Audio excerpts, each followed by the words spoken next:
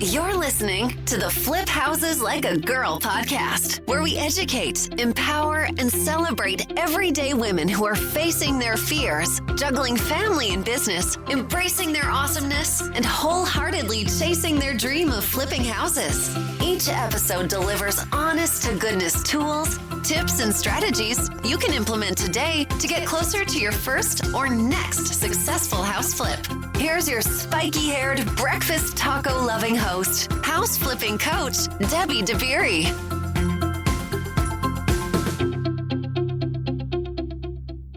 Hey, how are you today? I'm excited to spend a little time with you here sharing this interview with one of my students who just finished her first flip.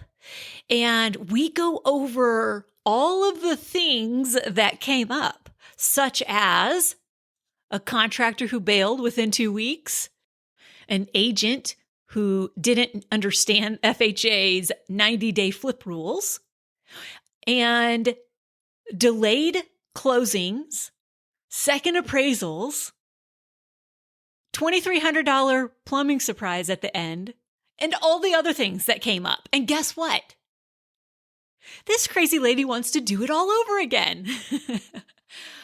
I love it. Honestly, what we do is we solve problems. We manage people, projects, and problems. And if you can do those things and get through some of the hard times and want to do it again, that is the whole point. To do your flip in a way that makes you want to do another one. And really, it all comes down to trusting yourself, trusting that whatever comes your way, you can handle it. There will always be surprises. That is what makes this so fun. No projects are the same. There is always something new and different and exciting to learn. All right. So let's get into this conversation with Cherish, because I know you're going to walk away with inspiration to get started. All right. Let's jump into this conversation. So why don't you just kind of tell us a little bit about you, who you are, where you live, a little bit about you and your family. Okay. My name's Cherish. I am right outside of Houston, in Katy. I have a husband, 3 kids, 2 dogs, crazy life here. Kids are in sports and scouts, and I have 1 son in college.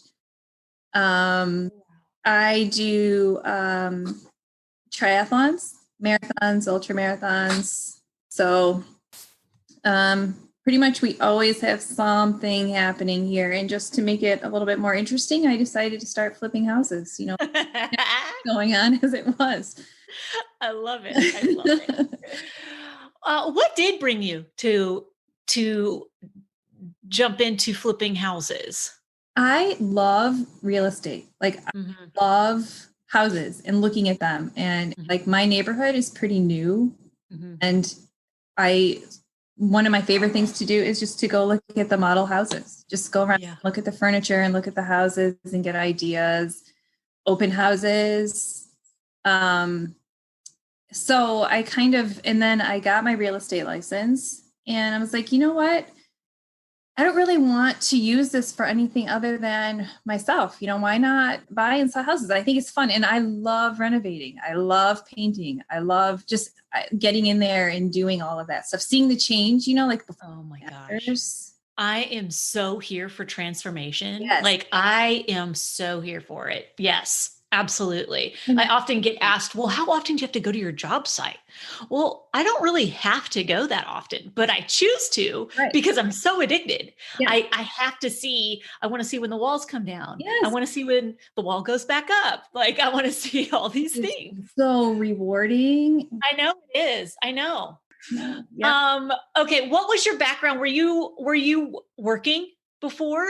So I have been not working for quite a while. My husband and I own a pizza franchise. I don't think I know this about you. Really? Yeah. We opened it a couple of years ago. So he has, like his job, and then we do that on the side. So I've been doing that. Okay. And then prior to that, we did a short stint of homeschooling. I just kind of been doing random little things here and there, trying to find my way. Yeah. Yep. Yep. And you've had this nudge for a Yes. long time. Yes. Yeah. Yeah, Yep. absolutely. Yep. Watching, I like everybody else watch the Yep. TV shows, and then, you find out actual real flipping is not much like the shows. No. No, it's not. But, it does kind of spark, well, sometimes it's kind of like, well, if these people can do it, I'm Sure. sure I can be successful at it too. So Yeah, absolutely. And that's like the entire reason for this podcast is to show everyday women doing it. Right. Like that's it. Just because like if I see somebody else who seems like a normal person, right? Mm-hmm. Like not this big bazillionaire guru type, but just a regular person doing it in a way that I want to be doing it. Right. So that's the key. Like, yes, you can do this in a way that is full of integrity and is not screwing people over. Yes. And you can sleep at night and you're creating safe, beautiful spaces for people. It's pretty awesome. Yeah, it's a win-win. It's good for everybody. Totally. Yeah. All right. So you recently completed your first flip. Yes. Let's dig into that. Okay. First of all, how did you find it? Okay. So I found it from a wholesaler. Yep. The wholesaler here has a website. I was checking it all the time. And I found it and jumped on it. So that worked out for me this time. Nice.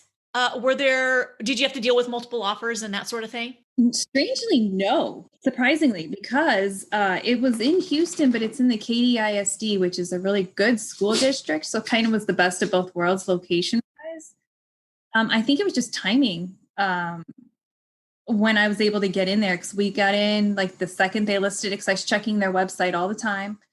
Kind of the second that they posted it, I said, I want to go look at it. We were, and I called in the driveway and made the offer. That's awesome. Yeah.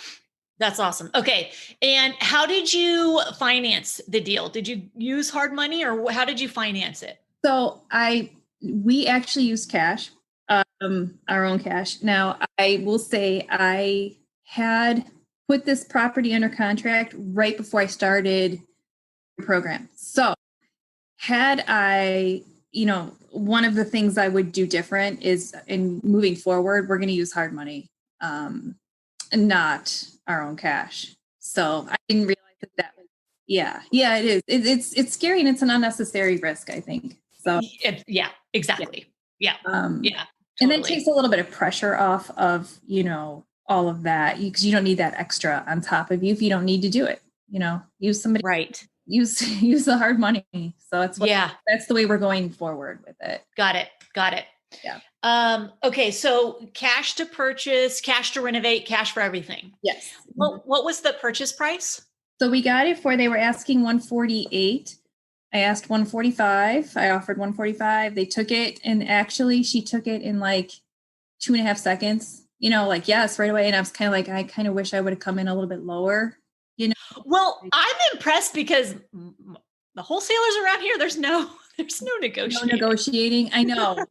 Well, so I'm kind of like, I don't mind somebody telling me no, like I'm not going to be embarrassed. Yeah. I kind of wish I would have come in and said like 140. And then she would have been like, no, we don't negotiate. Oh, okay. Sorry. Oh, okay. 145. Yeah.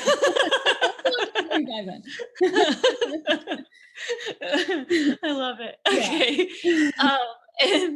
And then what did your renovation end up costing? So, and that was another big learning thing because we walked through it and I'm thinking it just needs a facelift. It's in pretty good shape, no roof, the HVAC was good, everything 10, 15 grand, that's kind of what I was thinking, maybe 20. It ended up being 32. Mm-hmm. So that was kind of a huge eye opener for me, moving forward. Now, when I'm doing the analyzing of the, potential homes, I'm counting a lot more than what I had thought. Yep. Renovations would cost. So it was 32 for that. Okay, 32. And then what was your timeline? So we closed, or I purchased it August 6th. Okay. And then I listed it September 22nd. So about a month and a half. That was pretty quick. What was the holdup? Okay, we need to get into, because okay. So the sale took, okay. Yes. Okay. So then I didn't know all this. I love it. I love coming into these not knowing all the answers already. I think that's more fun for me. Okay. So fantastic timeline for your first flip. Like, seriously, kudos. That's awesome. What happened when you listed it? Did you get an offer? Did you go under contract quickly? Yes. So we listed it at 210. Okay. 3 days later, I got an offer for 217, and then they wanted us to cover like $5,000 in closing costs for them. Okay. So it was still over asking price. And we jumped on it, of course. Yeah, sure, that's great. And they wanted a 30-day close. Everything seemed fine. We're going along the process. We're in like the middle of October. I get a call from my realtor. Now, I said I have my real estate license. I did not use it in this case, kind of because this guy had been showing me houses, and I kind of felt like, and then I bought it from a wholesaler, so I kind of felt like I kind of owed him some commission. So I let him list it, and he calls in October, and he's like, "Okay, so they're using FHA." And oh no, he didn't know it. He had no idea. He had no idea about the FHA stuff. Oh no. And the thing is, we had so many people looking at it and so many people interested. I wouldn't have needed to take an FHA. Right. Right. Ooh, that was a big one for him to miss. Yes. Man. So then he's like, okay, well, you haven't owned the house for 90 days. So we had to wait until November. Now, he said we had to wait to November before they could even make an offer. So that pushes us through to November 6th. So then we start the whole thing again, and then we get into December now. And then he's like, oh, they need a second appraisal. Yep. And I don't know how he didn't know that either. Yep. Oh, God. Yeah. And then he said the title company doesn't know how to, we had to pay for it. So the seller pays for the second appraisal. Yep. Which is standard. Yep. But he didn't know that. And he's like, they don't know how to bill you for it. I know. Right.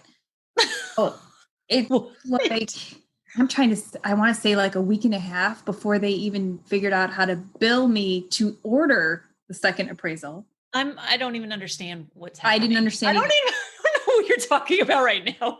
How does the time? Okay. Wow. Oh my gosh. At this point, are you just like, yes, what is happening right now? Has nobody ever sold a freaking house that they flipped? Yes, it happens all the time. Yeah. And then, because and then the typical, they wanted to see the repair receipts and all that. I mean, it was one thing after another. And then like the thing is, the real estate agent, he was surprised every time. Like we were behind the whole time. Right. Reacting instead of knowing, okay, this is what they're going to want. This is how it works. Yep. So in one of the resources, you have the 90-day, that is so huge for everybody to look at. Yes. Because it is. Like I found it later. Yes. And because it has all of that in there. I would have known more than him. I could have been like, okay, here's what's going to happen. Right. And it's not that you can't sell FHA.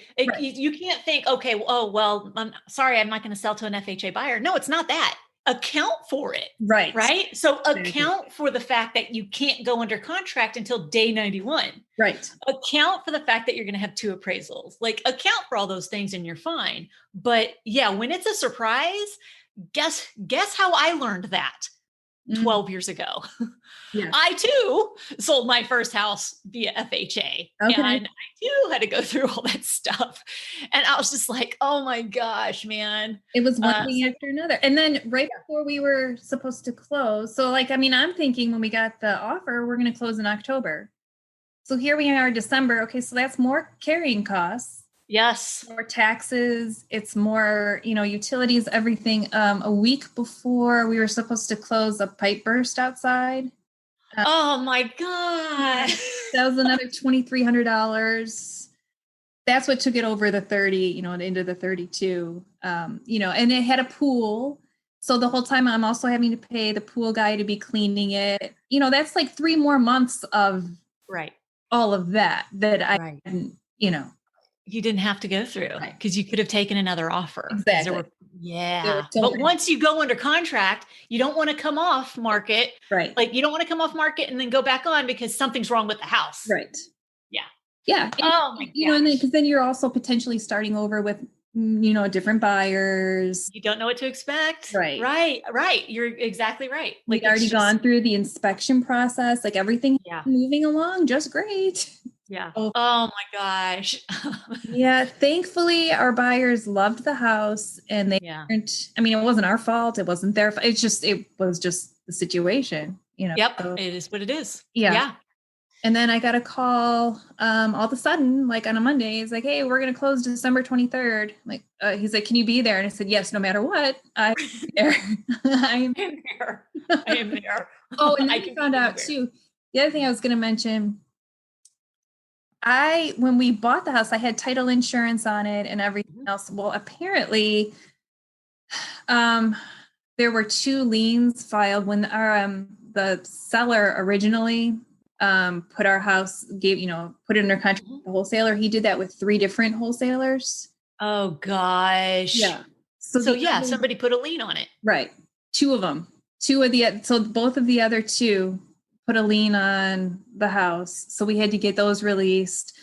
Somehow it didn't come up when I closed because I was given a clear title. Yeah. You know why? Because the timing of it all. Right. I guarantee you, because that's exactly what happened to me in the past when a lien didn't show up because they pulled title before the lien was filed. Right. And then we closed. And then I go to sell. Surprise. And there it is. This person on title. 2 clouds on the title. So how was that dealing with? That's very interesting. How was that dealing with those wholesalers?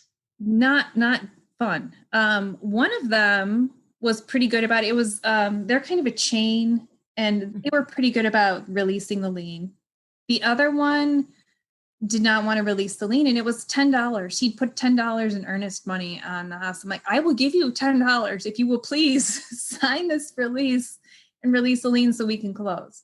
It wasn't like you went around his back. Exactly. Like you are innocent. I had no idea. Bystander. Yeah. Innocent bystander. You have no idea what's going on. And he's trying to punish you. Right. Oh my gosh. And I don't even know what his end game was. I'm not sure what he was trying to just, I guess, make it hard for, I don't know. Oh, that's accomplish. Why? Like, what's the point of that? Yeah. So my real estate agent ended up having to, the night before we closed, because the guy kept saying, yeah, I'll sign it and FedEx it in. I'll FedEx it in. And he never did. So he had to drive to this guy's business at like 9:30 at night. And he said it was like a shady, and he got a flat tire on the way. Oh God. I know. I'm like, this is just one thing after another with this. Oh my God. It was like in like some back alley business thing. Oh, I'm sure it was. He had to take, it had to be notarized. So I had to pay like $350 for this notary to drive out there with him at 9:30 at night. Oh my God. To have the guy sign the thing, because he kept saying he was mailing it, but he wasn't. So he's like, I want to see him sign it and personally take it in my hand. Yeah. Back. And that's how we finally got that released. Oh my gosh. Like, yeah. This is why there's so much learning in the doing. Right. Like you just learned so much. Right. Yeah. Wow. The thing is, people are like, are you going to do it again? I'm like, yeah, I'm going to do it again. I mean, yes. Even with it was fun. It was rewarding. I made some money. Yeah. And I ended up giving these people a really nice house that I proud of. Right. And I mean, the experience was good. You like you said, I learned much, and I'm going to be surprised by FHA next time. And now I'll know. Okay, so potentially there might be liens if you buy from a wholesaler. These, and now I know more. Yeah, and it's exactly not a scary thing. The things you don't know aren't scary. It's right. You learn. It's what it all comes down to. in this business and really anything is self-trust. Trusting that regardless of what comes up, you'll figure it out. Right. It'll be okay. Yes. Like, yeah, aside from death, everything's going to be okay. It might not be fun.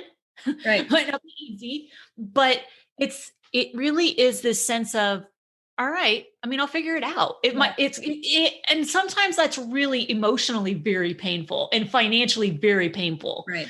When a deal just goes on and on and on. I mean, some of these can really drag out, but I mean, I had one that was terrible and I'm like, yeah, heck yeah, I'm going to keep doing this. Yeah.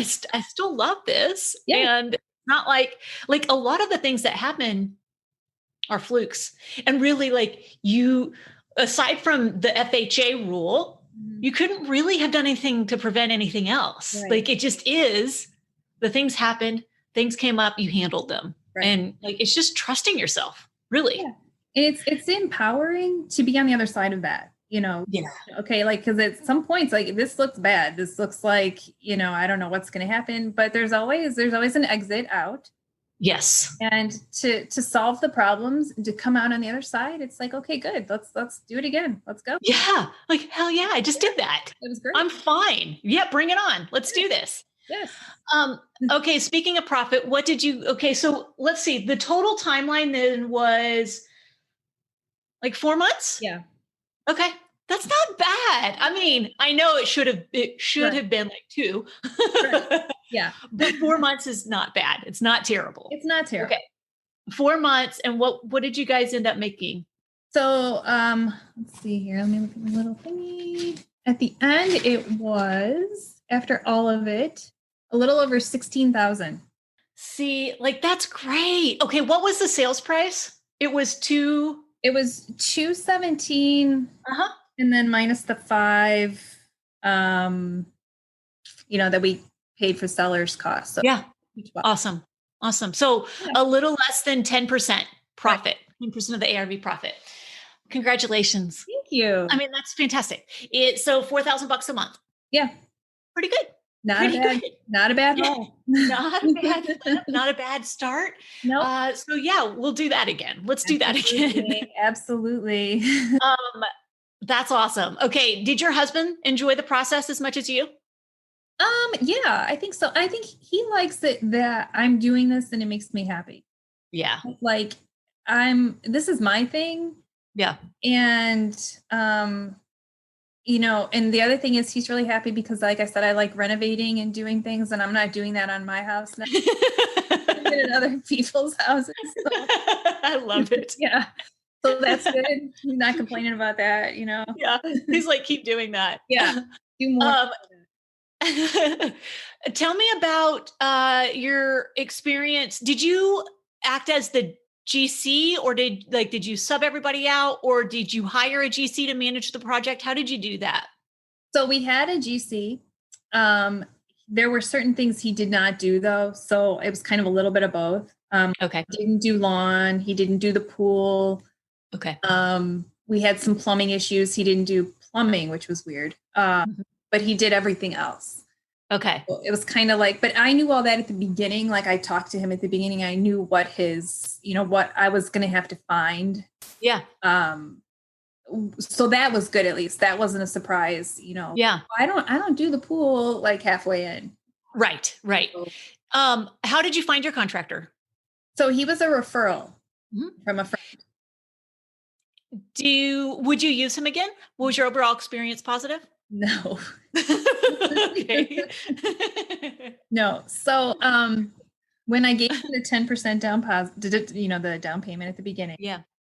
He, I didn't know this, but he bought plane tickets to Mexico for his whole family for 2 weeks later, which is fun. Oh gosh. Basically, I'm saying he gave himself 2 weeks to get the house done.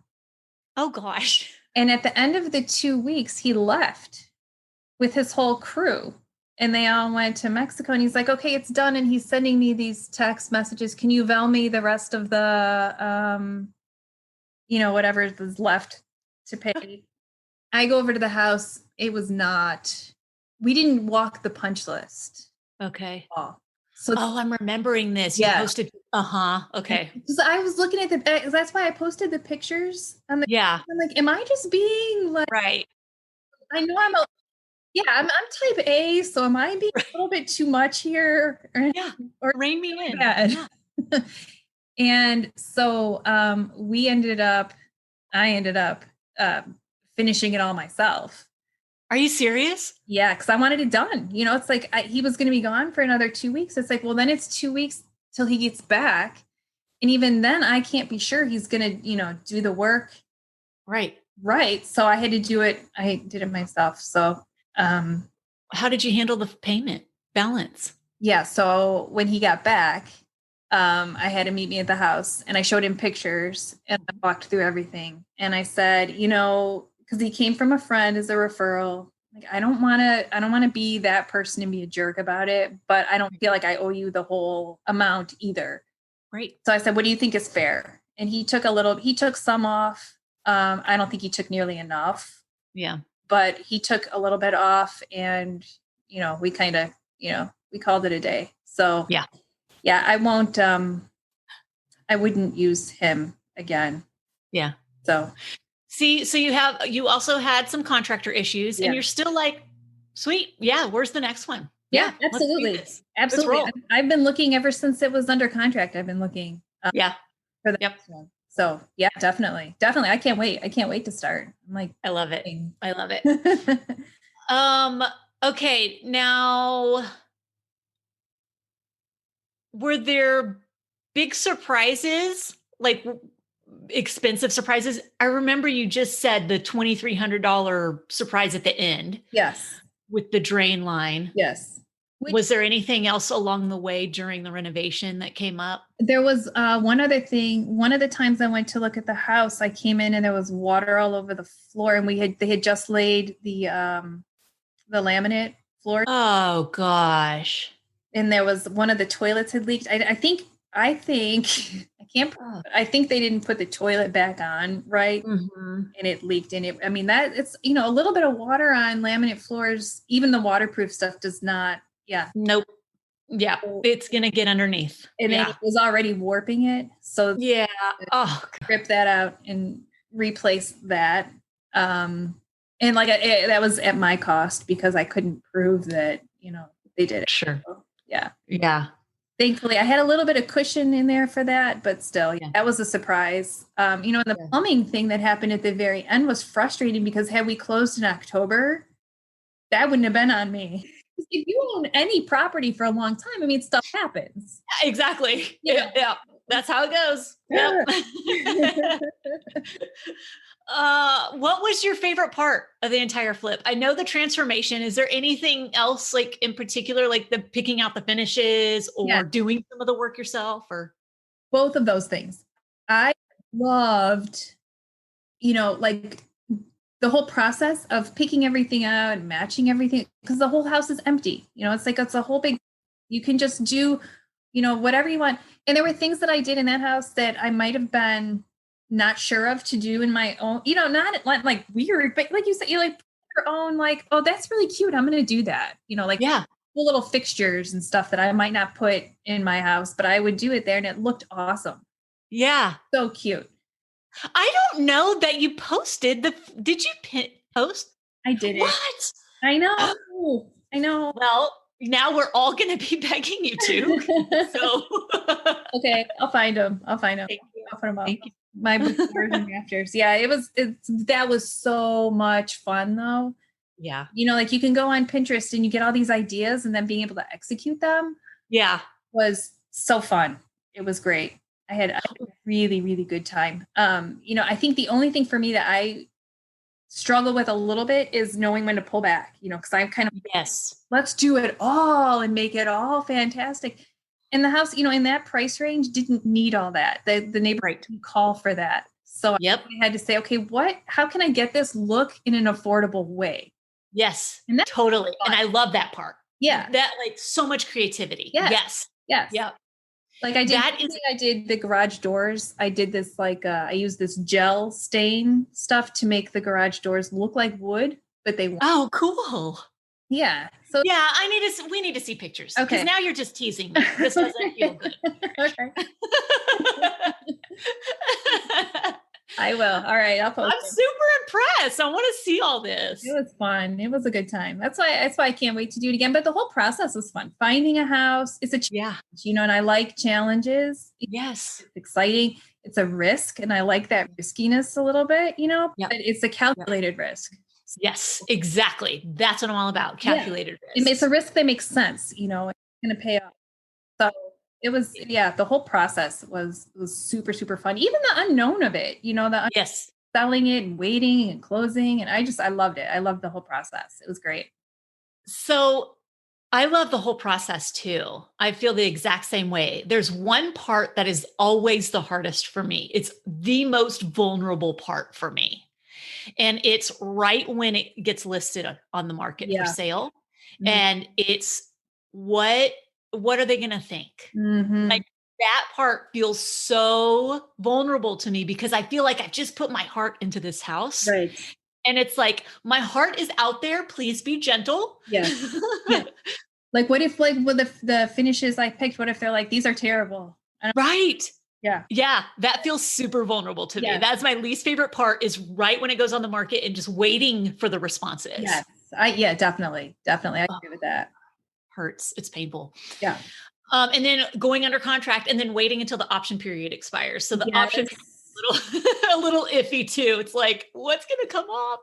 Yes. When we sold one of our own, like my personal house, the last house, they had a 10-day option period. Day 10, my husband calls me and he's like, yeah, they just backed out. I thought he was kidding. I'm like, are you kidding? Because they had done the inspection, everything went fine.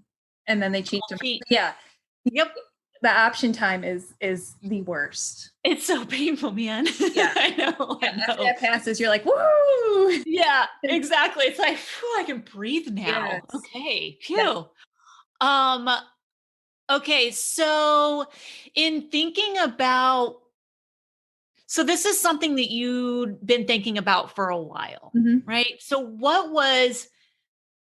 what finally pushed you over the edge of just go do it?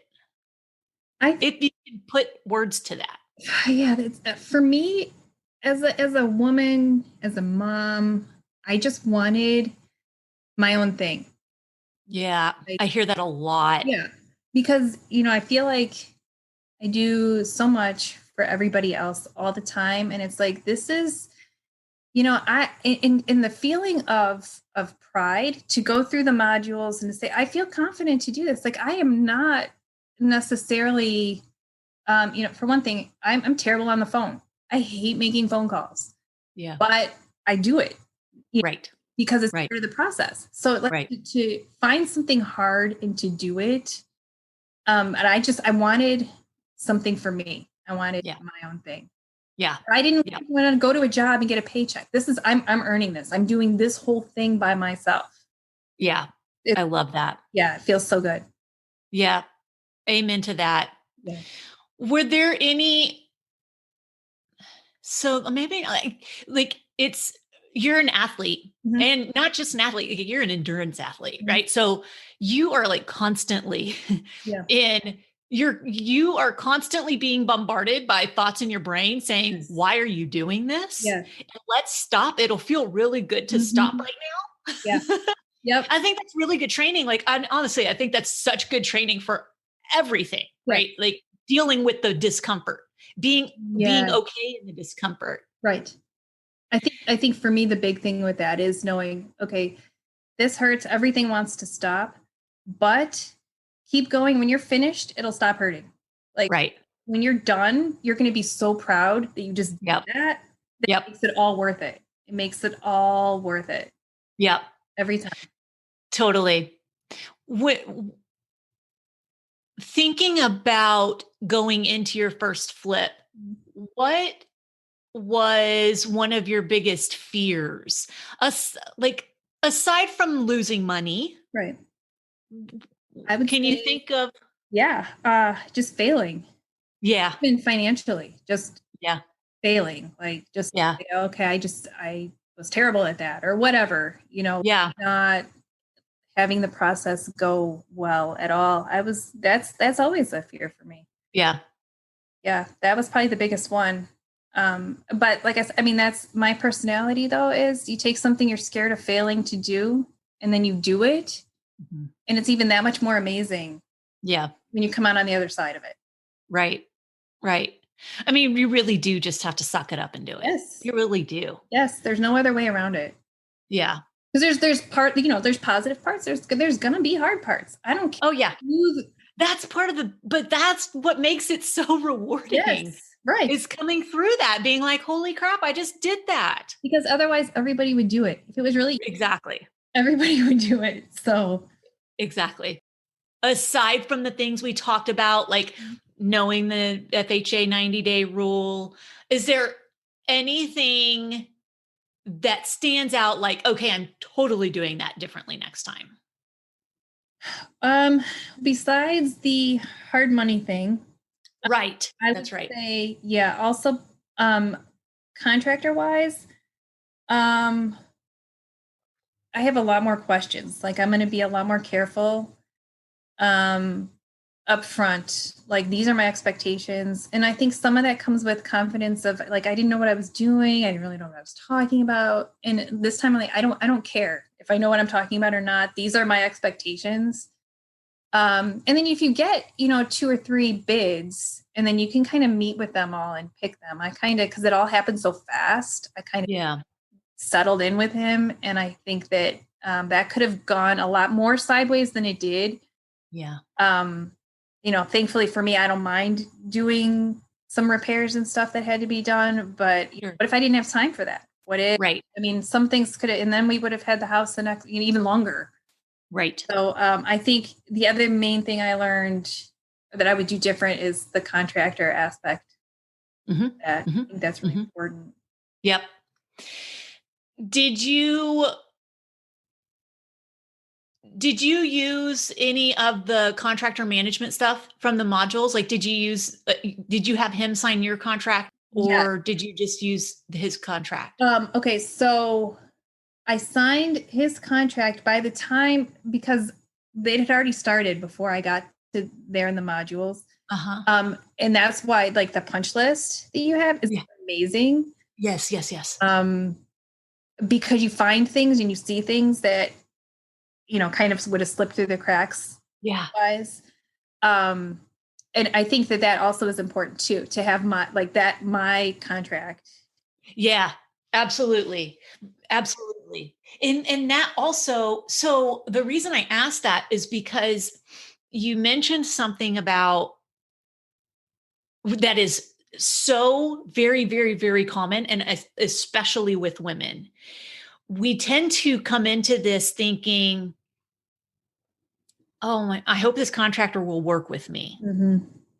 Instead of, I choose to work with this contractor.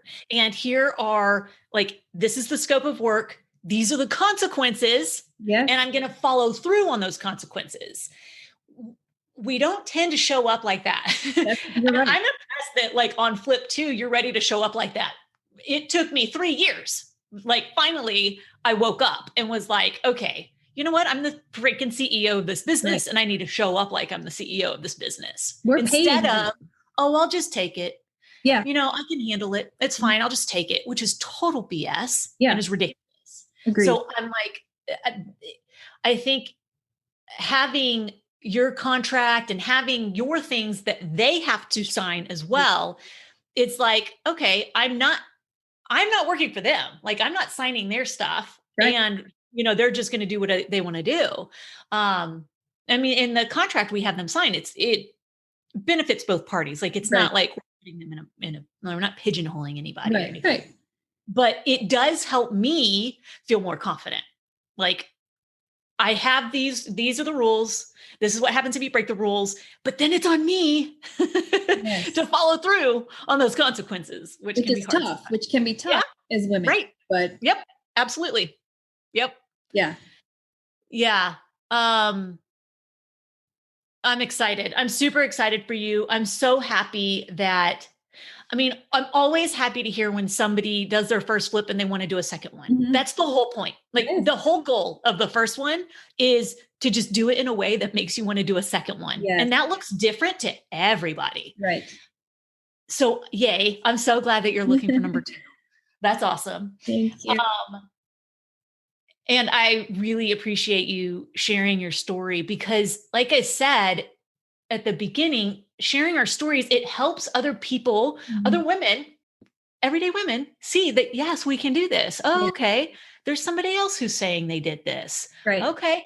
And they had an issue with their contractor, and they had an issue with the sales process. And so they had issues. They solved the issues, and then they want to do this again. Like, it's awesome. I think this story is really powerful, and Good. it's going to inspire people. So thank you for sharing it with us. Of course, you're welcome. Thank you for all that you do too. I've super enjoyed the whole learning process. I've started over again twice just because I love it so much. I keep going back and like new things, and yeah, it's great. I'm so glad to hear that. Thank you for letting me know. Is there anything you want to say before we go, like anything maybe something we didn't touch on that you wanted to be sure to say, or parting words for people? I would say, yeah, the only thing, just don't let fear and don't let being scared of the unknown and things you don't know. There's going to be things you don't know. You know, there's going to be like now, this time I'm going to use a hard money lender. Okay. So that's totally new for me again. So, you know, there's always something that you don't know. Don't let that be the thing that stops you. Like, yes. Know how that's going to go, or I don't know things. I don't have all the answers. Nobody does. Nobody does. And there's always something new. There's always something new to learn. Oh, I'm still learning. Right. 12, 13 years later, I am still learning new things on projects. Just don't be scared. Do it. Just do the thing. Yeah, do the thing. I love that. I love that. Well, I'm so grateful. Again, thank you for sharing your story. Thanks for being in our group and in the community. Oh, I love it. I love it. Thank you. Post pictures, please. We really, of course, I will. All right. That's it on my end. All right. Thank you so much. Cherish. This means so much to it. me. Thank you. I appreciate you. Thank you for taking time out of your day and rescheduling and all that jazz. I appreciate it. No problem. Thank you. All right. And now you have part of Cherish's journey, her first flip journey. And I know that that's going to inspire some of you to go get into action, and you're going to want help because you don't want to screw up, right? So here's the thing. I'm about to open the program up, our awesome coaching program up, for the first time publicly since last April. All right. So if you want to have a community of women supporting you and helping you and guiding you and cheering you on and picking you up when you get knocked down, that's what we do. We're really, really good at it because we're intentional about the community we create. So here's the thing. If you want to be part of that and you want help on your house flipping journey, go to firstflipdoneright.com, put your name on the wait list, and I will let you know as soon as I open the doors publicly. All right. And that's going to be very soon. So go to firstflipdoneright.com, put your name on the list, and let's do this. Let's chase your curiosities and do so with support. The support is what's missing in most courses out there. Not going to lie. The support is the differentiating factor for sure. All right. Put your name on the list. Let's do this. You know the drill. Until next time, go out there, flip houses like a girl, leave people and places better than you find them, and make it a great day.